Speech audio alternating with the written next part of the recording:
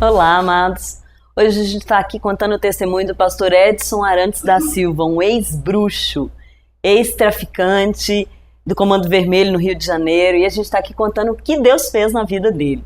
Pastor, o senhor falou que o senhor não gostava nem de passar na porta de igreja evangélica, né? E o que aconteceu? Verdade. E aí me chama a atenção, Carol, porque naquele dia que eu passei em frente à igreja, como eu te disse, que eu vivia debaixo assim, de uma pressão muito grande, porque as entidades diziam que quando eu largasse elas me matariam. Eu vi um pastor orando por uma pessoa. E uma entidade que eles diziam no terreiro que eu tinha o corpo fechado com ela estava manifesta dentro daquela igreja, sabe? E quando ela ia falar, o pastor dizia para ela assim, cala a boca, e ela ficava calada. E aquilo me chamou muita atenção, porque eu disse assim, engraçado, lá no terreiro, ele me chama de cavalo, ele fala que vai me matar, que vai fazer, e aqui diante de um homem de Deus, ele não faz nada, ele fica calado, né? Ele obedece. Então eu entendi naquele dia que as entidades não tinham tanta força como elas diziam que tinha. Só que eu estava tão cego pelaquilo que eu estava vivendo que eu ainda continuava achando que aquela vida era certa, né? Eu me lembro que quando eu completei 18 anos, eu já estava 10 anos no tráfico, eu dizia assim, olha, todo mundo está morrendo, só eu que estou vivo, mas eu achava assim, olha, eu estou vivo porque o meu corpo é fechado, minha mãe disse que meu corpo é fechado, as entidades dizem que meu corpo é fechado, então ninguém pode me matar por causa disso. Eu tinha um amigo que hoje é falecido, o Alexandre, eu olhei para ele e disse, Alexandre, nós precisamos fazer uma festa, porque eu tenho 10 anos que eu estou aqui, todo mundo morre e eu não morro. E eu não sabia que o Alexandre era um crente desviado, e a família dele também era evangélica. E nós procurando um lugar para fazer a festa, encontramos um lugar no centro da comunidade, para fazer a festa de aniversário. Só que eu não tinha observado que ali no centro daquela comunidade também havia uma igreja, uma Assembleia de Deus. E porque a Assembleia de Deus no Rio é muito forte, né? Eu acho que no país inteiro, né? A Assembleia é a Assembleia. Pois é, e aí eu também não sabia, Carol, que ali, naquele dia, naquela semana, estava tendo uma campanha de oração das irmãs do Círculo de Oração. E começava às 7 horas da noite e terminava meia-noite.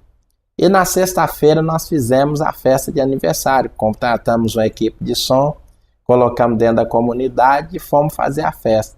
E eu disse para aquele amigo meu, Alexandre, que naquele dia eu não queria ser incomodado por ninguém, porque era o dia do meu aniversário e eu queria fazer festa.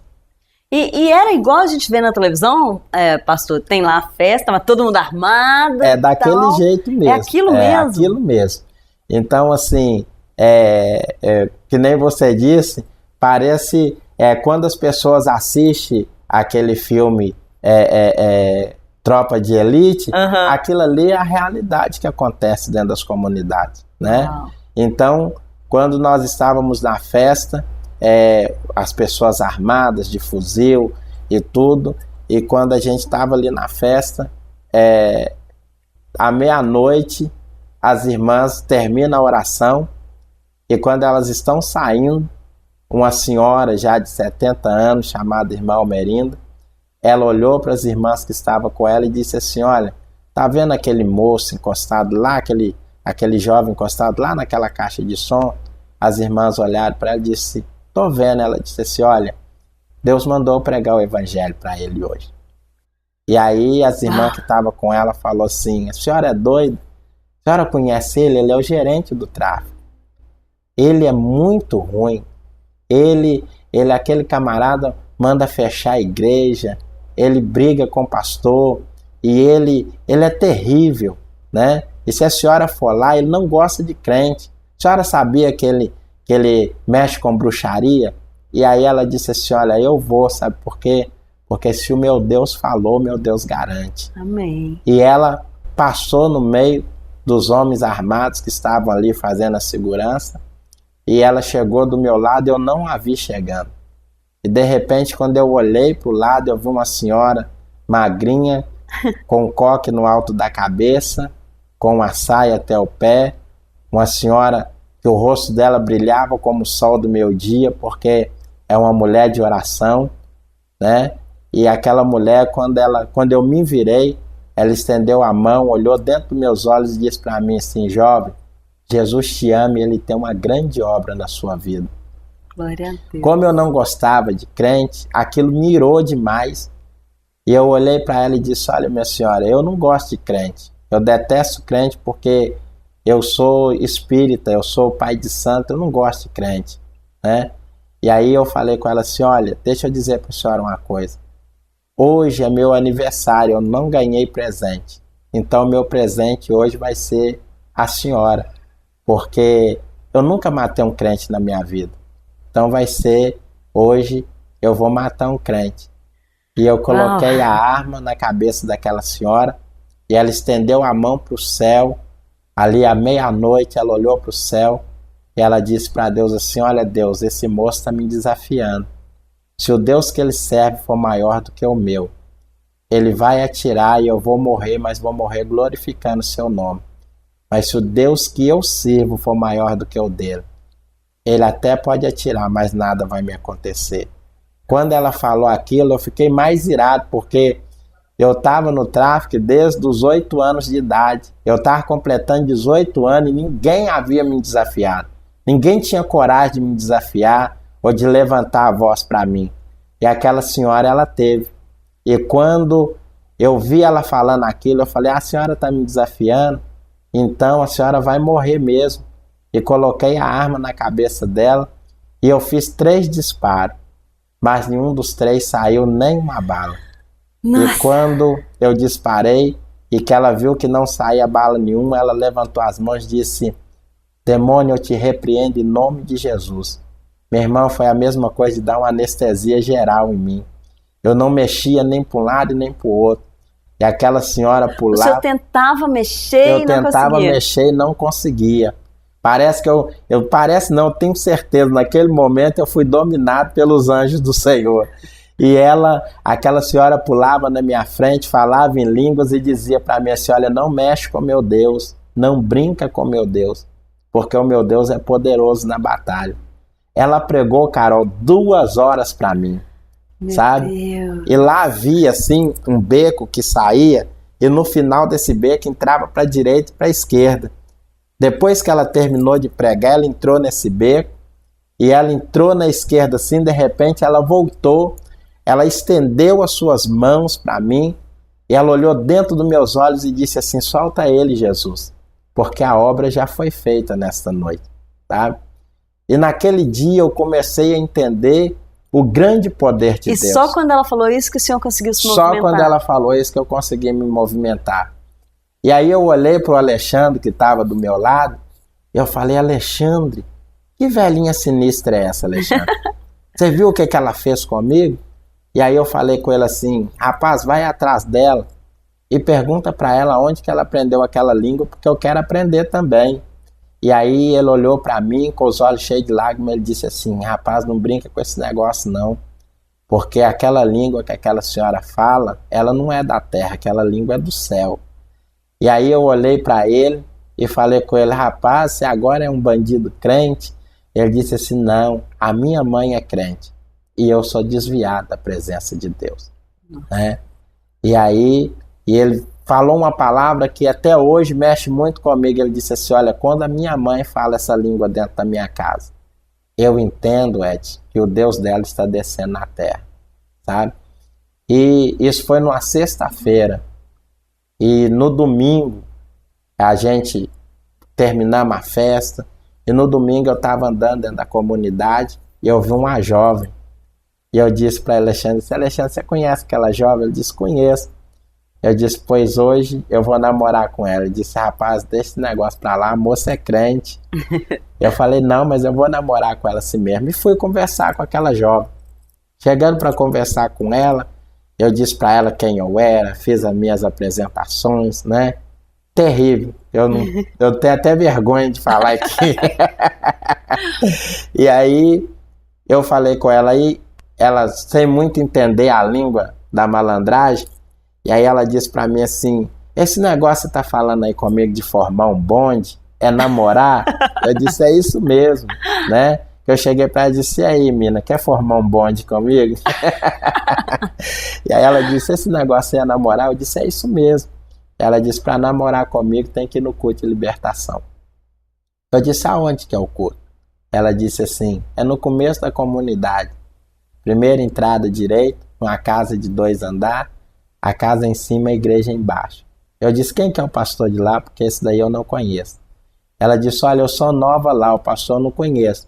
Mas a irmã que dirige a libertação chama Almerinda. Eu disse para ela, então eu não quero namorar com você mais. Porque eu já tinha tido uma experiência com aquela irmã. Mas ela foi insistindo, eu disse, então tá, eu vou lá no culto e nós vamos namorar. Na quarta-feira era o culto, 2 horas da tarde. Eu saí, cheguei aonde os meus amigos de tráfico estavam e disse para eles assim, olha, hoje nós vamos pro culto, 40 homens armados, porque hoje eu vou namorar. E aí nós descemos pro culto e quando chegamos lá, alguns ficaram na rua, outros entraram comigo para a igreja, e eu olhei para o altar da igreja assim, e eu achava que aquele lugar era um lugar comum, como qualquer outro. Eu disse assim, olha, vocês ficam aqui que eu vou sentar lá em cima, porque na hora que a moça chegar, ela vai me ver sentado lá e vai ser a primeira pessoa que ela vai ver. Peguei meu fuzil e sentei em cima do altar. E aí, Meu Deus.